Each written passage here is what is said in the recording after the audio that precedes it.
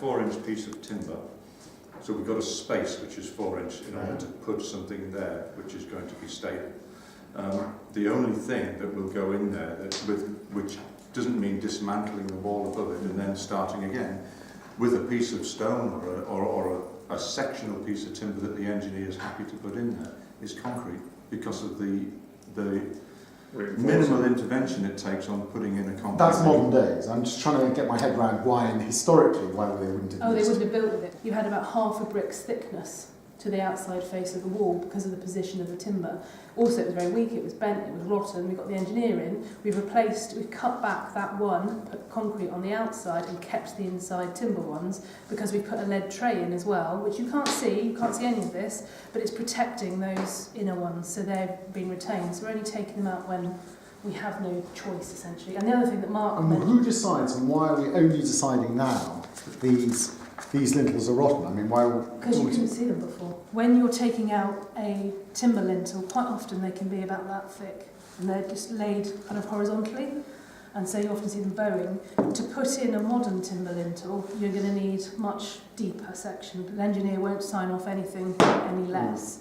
So to do that, you need to take down a lot of masonry above, so it disturb the historic masonry, whereas to slide a concrete lintel in, you can do it in the same space as that original without the disturbance of And of any course, fabric. this presumably is one of the reasons why the fire can be so damaging, because if a fire burns the lintel, everything comes down. Yeah. So would you think all these will have concrete lintels now? I think a lot of these might have some. We're fairly certain that these are either iron or concrete, of which it's not causing a problem. It only is looking at if it's causing a problem and they're not causing a problem. So because reflection. we'd also discussed steel, so especially when you've got the 3 arches, I think the triple arch room, you've got the big stretch of window on the east elevation, the new window that's gone in. We did look at doing steel there, and the engineer initially wanted steel there, but we weren't very happy with putting steel in because it feels like a really strong intervention, whereas concrete is at least a mass. It goes in the right space. We didn't have to interfere with any of the beams coming in. We've got beams coming into at the same time as well. So if you suddenly have to put something in that's much deeper, you end up hitting the end of a beam. So you end up causing a lot of trouble. I can show you what meant there. So it's interesting. How do you draw this distinction between concrete and steel? Yeah. Concrete is it's a homogeneous block.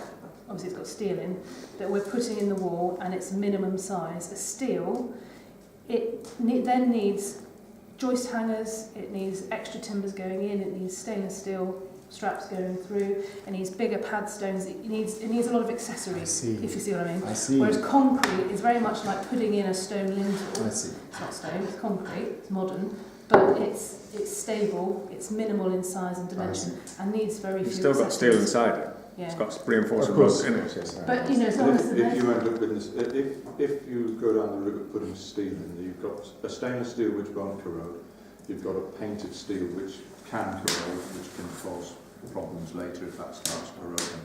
But you also, on the interface of the warm air and the cold air, you end up with an accumulation, condensation around the steels, which you can't see.